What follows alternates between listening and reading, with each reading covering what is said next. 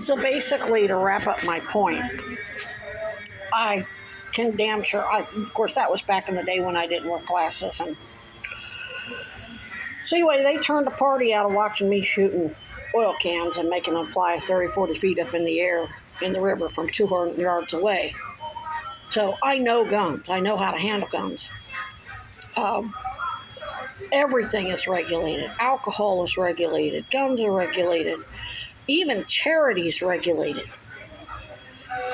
If one of these local churches decided, you know what, we're going to open our doors and let all the homeless people sleep in there's like the church near me has a big old gym with a basketball court. If they opened that up and said, we're just going to let all the homeless people sleep in here on nights where it's sub-zero temperatures, and they didn't register with the city or Department of Human Services or whatever, and just opened their door and said, come on in, I promise you they would have the police and the sheriff's department and the health department rolling up.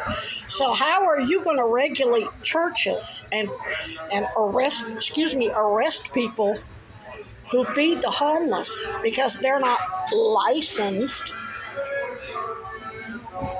And then at the same breath say, oh, you're not going to regulate guns, you're taking our guns.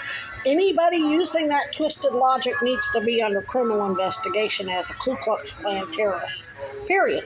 Because this is such common sense.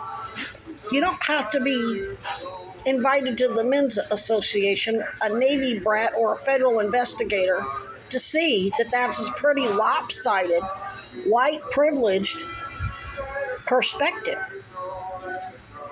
You want drugs legal? Fine, but they have to be regulated. Tobacco's regulated. You can't buy a pack of cigarettes unless you're 18.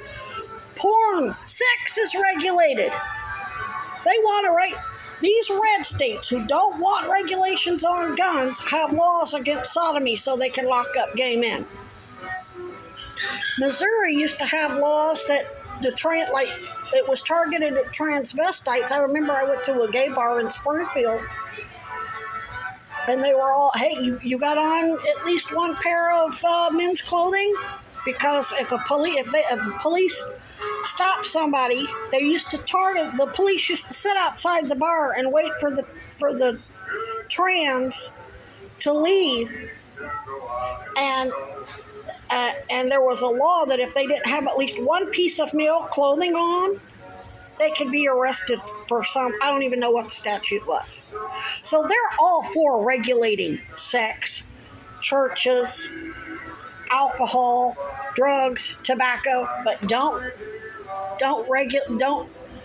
make red flag laws where if you threaten to commit a felony.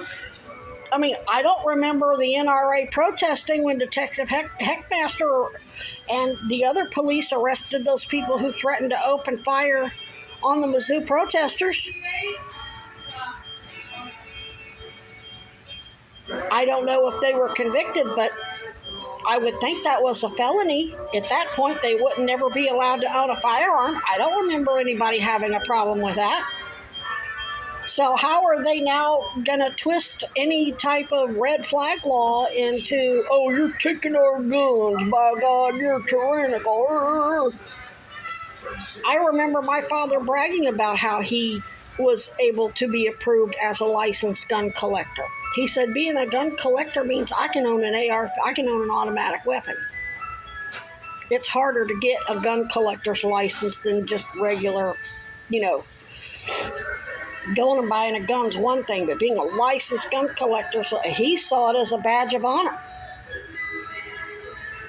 So where's all this gaslighting about, oh, you're taking our guns, you're violating our Second Amendment rights, while they're locking up women who want to leave the state to abort a baby because their uncle or their father raped them at the age of 13. Come on. Now, I don't think, I'm pretty sure Bobby Jr. and all of you have already thought all of that through, and I know you're undercover and you're blowing a lot of smoke, but, I'm just trying to come up with some sort of very simple, easy retorts for when you're faced with that question, because I remember watching Bobby say, oh, well, we'll just you know, search everybody. You know, we'll get a whole bunch more security. He basically saying, "Oh, I'm not gonna. There's a gun culture around guns, and I'm not gonna take their guns, but we got to do something to keep these kids safe." Okay, so the kids have to be searched, and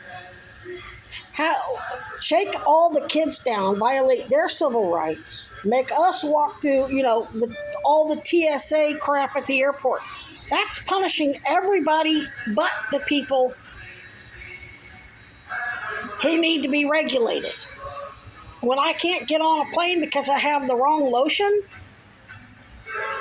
or because I have a pocket knife on me, while down the block some guy is getting arrested for something, and then the cops leave him and let him keep it in Uvalde. That guy had already had an encounter with the cops. How did he still have access